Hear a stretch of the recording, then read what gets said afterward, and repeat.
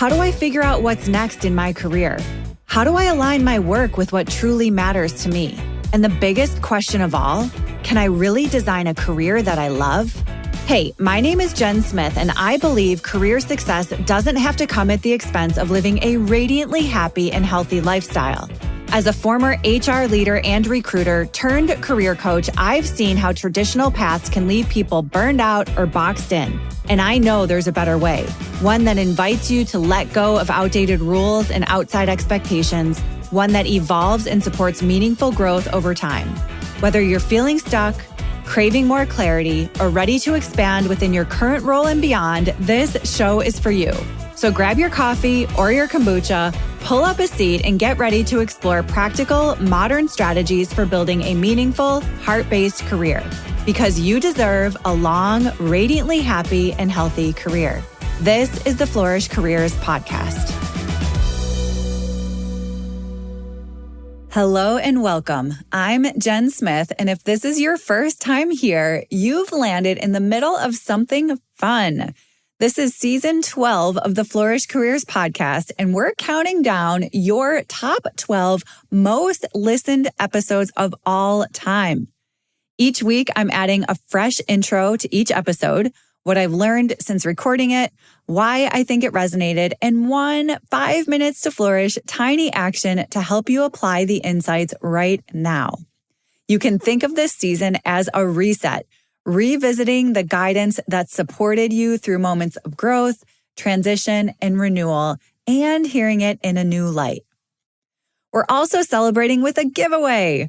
All you have to do is leave a 5-star review on Apple Podcasts, screenshot it, send it my way, or tag me on social, and I'll send you a link to grab a complimentary in-season planner. Perfect for a seasonal reset.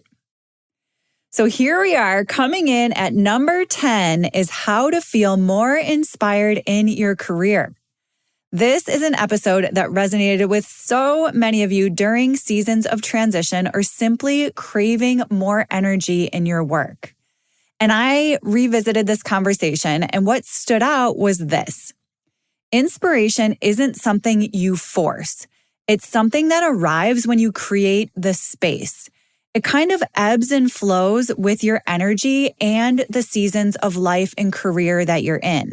And since recording this episode, my work around rituals and what I like to call analog intelligence, pen to paper, getting away from the screens, all of that has really deepened.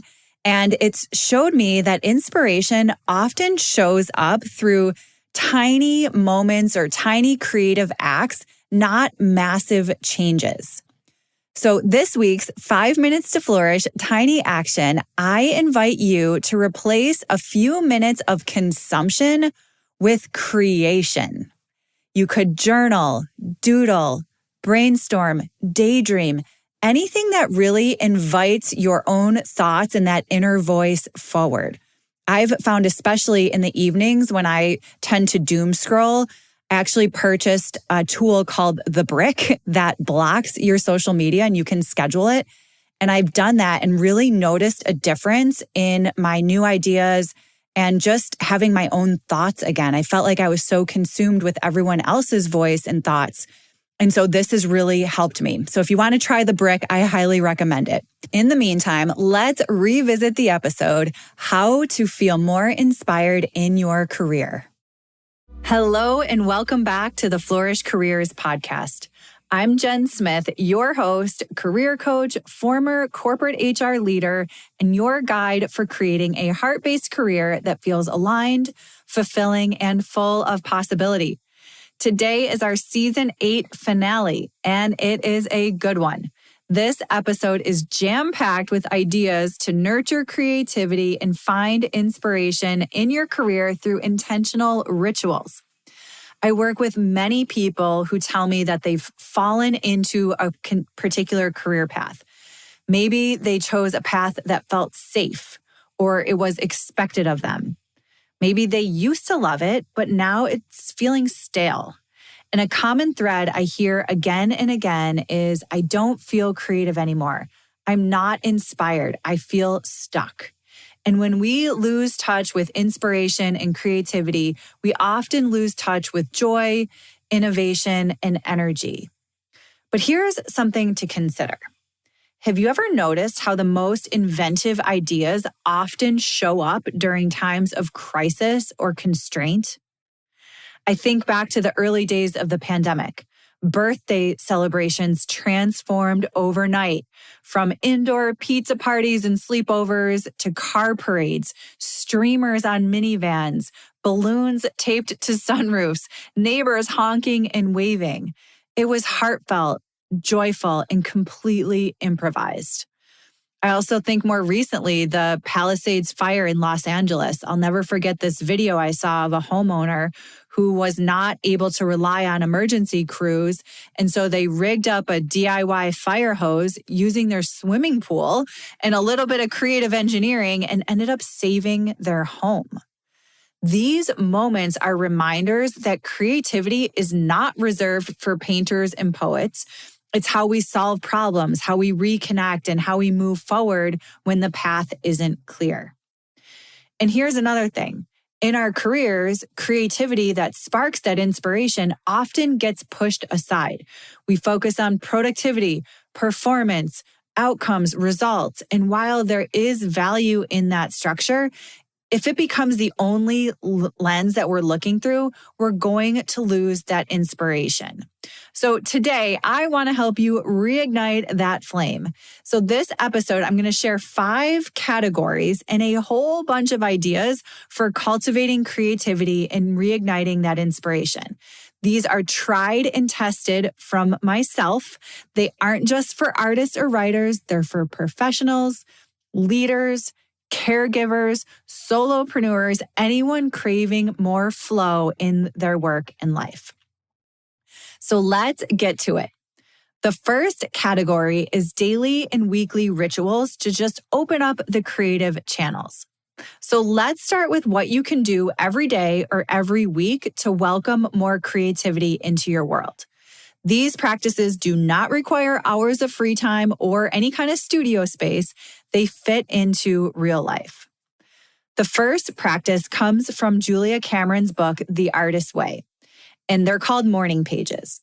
Every morning, you write 3 pages, longhand, whatever comes to mind, no editing, no agenda. I did this last summer, and let me tell you, the magic isn't in what you write, but in what you release. Morning pages literally cleared the cobwebs out of my brain. It cleared the mental clutter.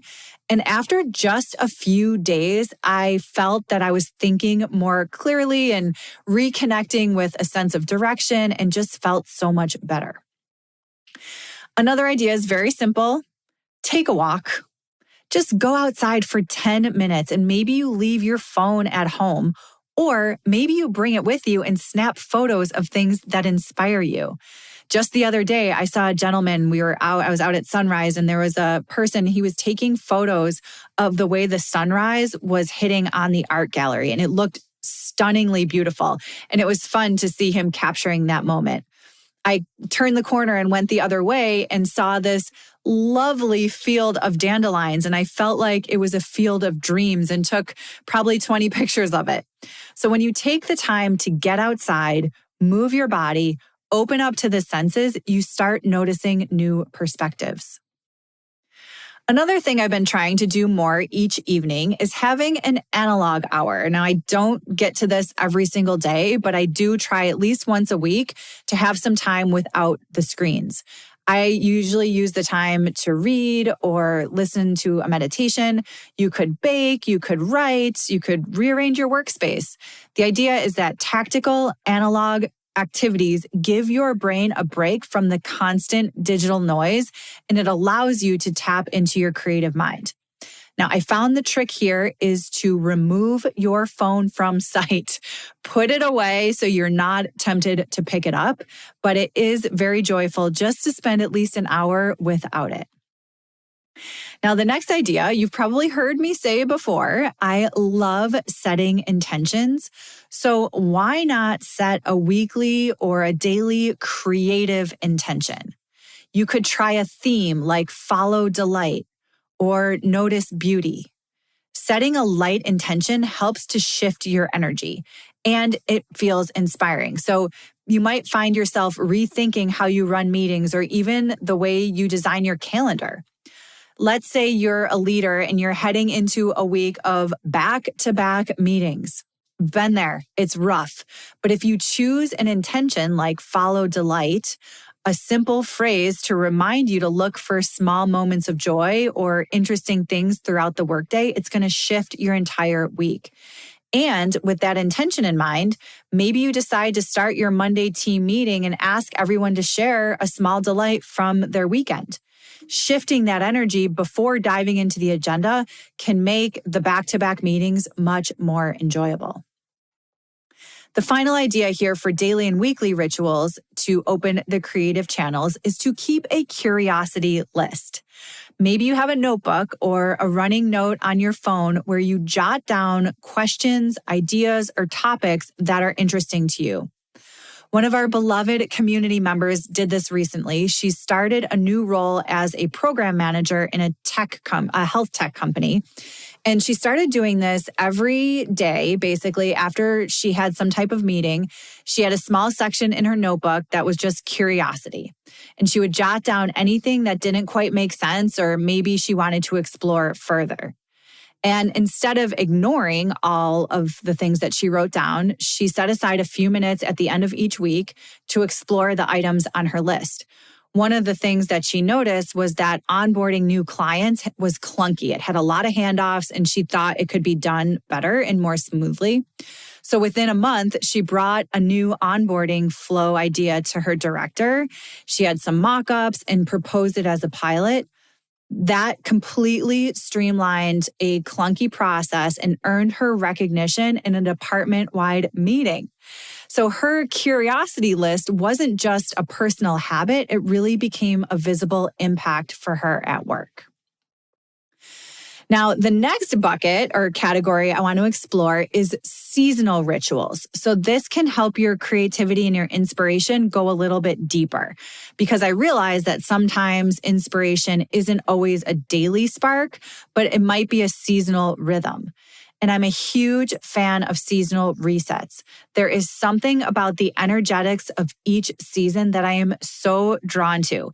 And you don't have to live in a place like I do in Western New York where there's visible changes in nature with the seasons. This is around the energy of a new season. So you might just check in with yourself. What's feeling inspiring right now? What's feeling stale? What do I want to create or explore in this new season? And you could take that a step further and think about the energy for each season. So for example, in spring, maybe you want to focus on renewal. In the fall, maybe it's on release or letting go. In the winter, you might want to focus on rest. And in the summer, on growth.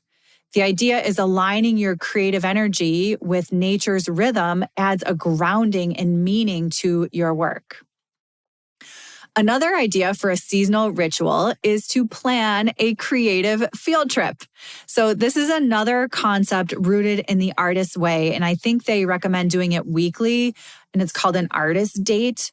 Sometimes I find that the weekly cadence is a little bit too much, so I recommend seasonally.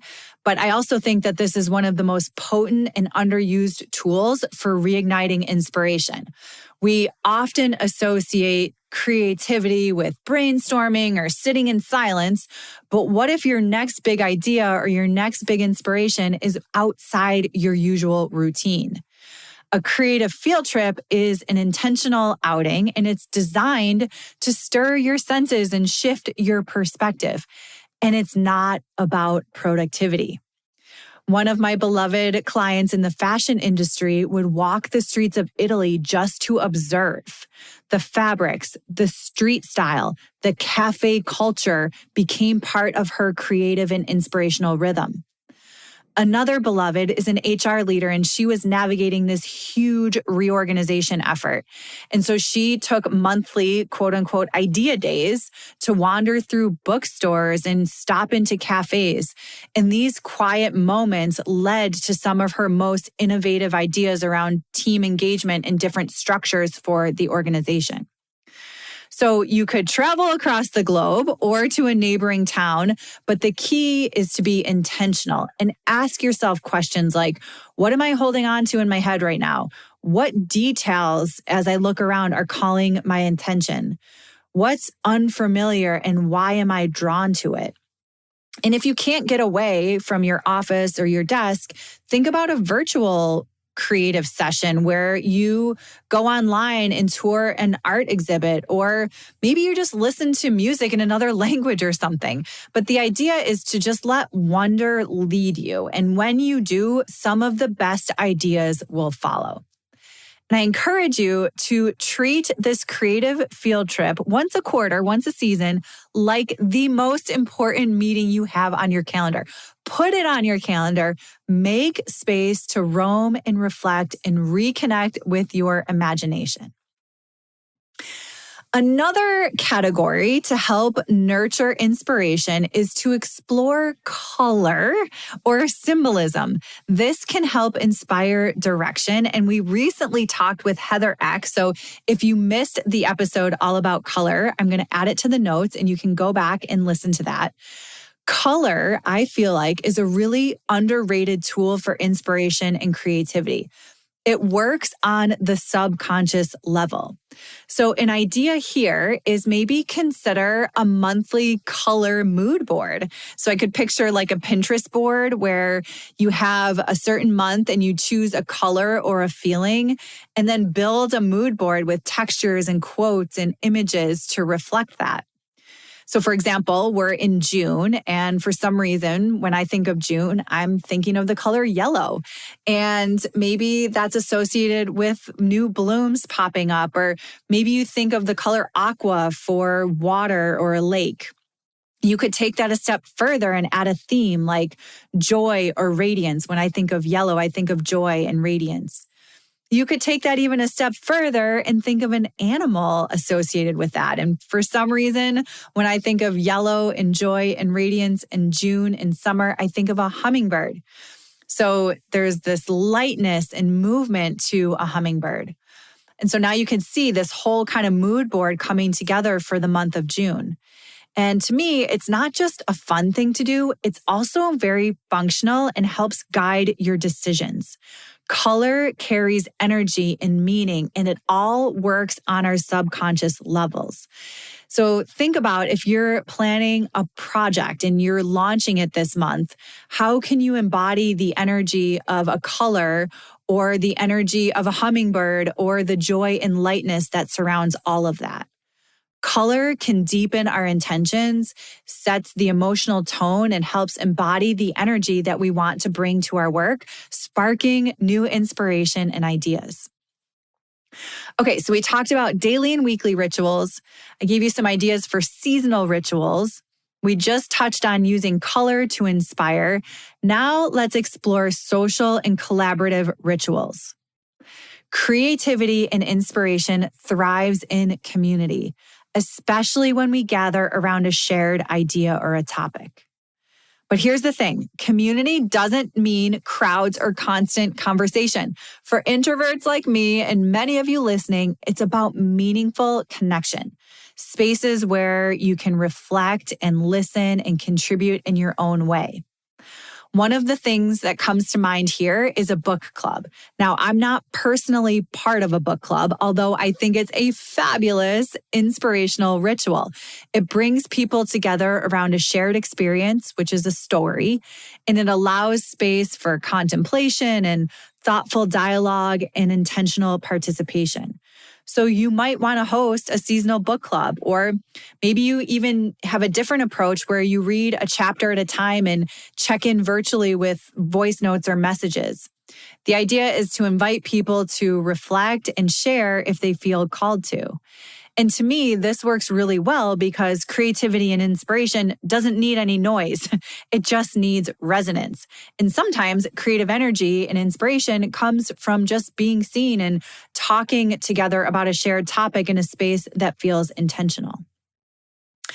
Another idea here, and one of the most nourishing ways to spark inspiration, is to host a themed potluck. Now, my family loves potlucks. And one of the things I noticed is that we come together and everyone brings something and we always talk about what we brought, which is a really fun way to spark new ideas.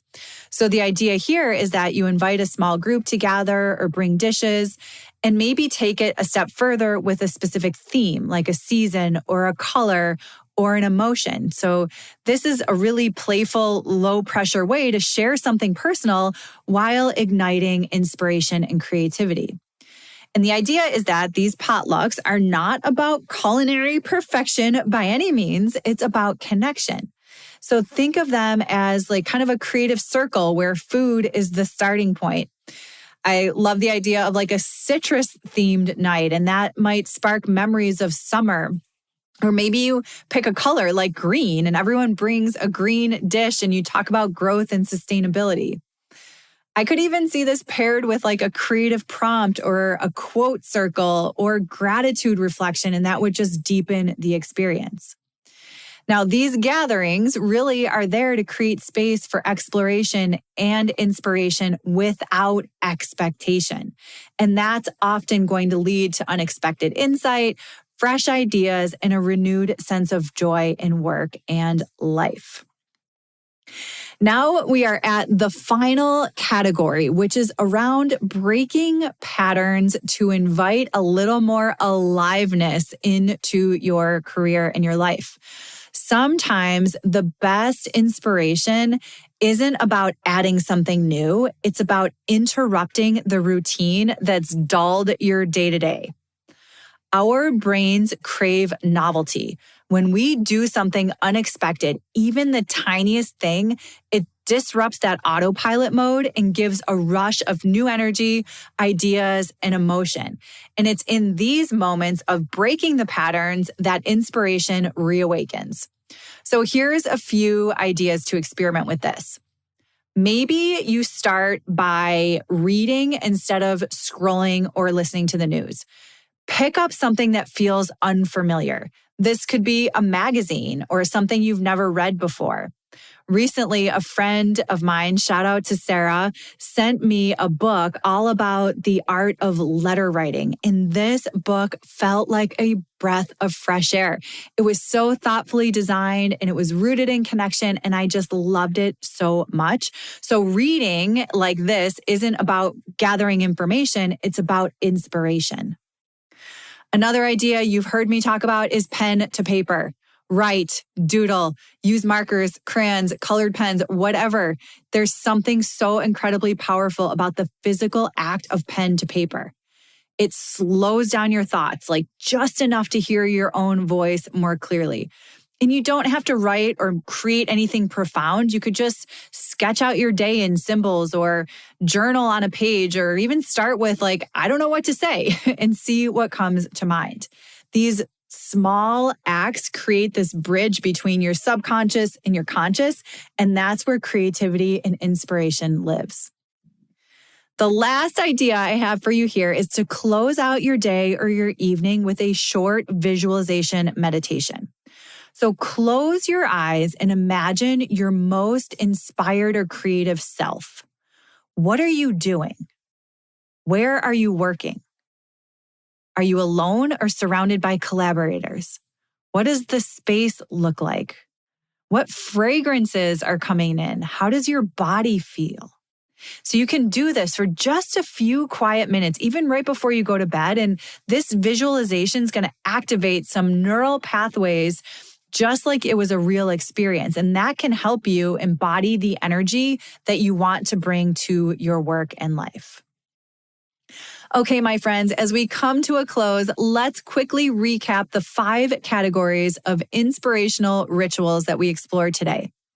First was daily and weekly rituals to open up the inspirational channels. Small, consistent practices like morning pages or taking a walk can invite fresh ideas. Number 2 is seasonal and reflective rituals for more depth. So aligning with the energy of the seasons helps to reset your creative inspiration and connection. Number 3 was around color and symbolism to inspire direction. So think about color mood boards or monthly themes and play around with this to create a new creative rhythm. Number 4 is social and collaborative rituals. So creativity and inspiration expands in community. Think about a book club or a themed potluck to share space and new ideas. And then finally, category number 5 was around breaking patterns and inviting in some aliveness. Sometimes the most inspiration comes from doing something unexpected. Read something different, write by hand, or visualize your most creative self, and that can jolt your spark and inspiration and bring it back to life. So in summary, whether it's birthday parades or makeshift fire hoses, inspiration and creativity often show up when we least expect it, but only if we've created the space for it. You don't have to overhaul your entire life to get more inspiration. Just choose one tiny ritual this week and give it a go. Whatever you choose, know this. Inspiration and creativity is not just a side thing or a hobby. It's a career advantage. It fuels resilience, leadership, innovation, and most importantly, joy. Thank you so much for tuning in and for being here throughout season 8. I hope this finale gave you fresh rituals to carry into the next season. And speaking of the next season, season 9 is right around the corner, and we are diving into a special season dedicated to the Brave Women at Work Lessons in Letting Go book. So you're going to hear from each of my incredible co-authors as they're expanding on themes of release, reinvention, and redefining success in life and work. So if you've ever struggled with letting go, season 9 is for you. In the meantime, the notes from today's episode are on the blog at flourish.careers/blog. Thanks again for tuning in. I'll talk to you next time.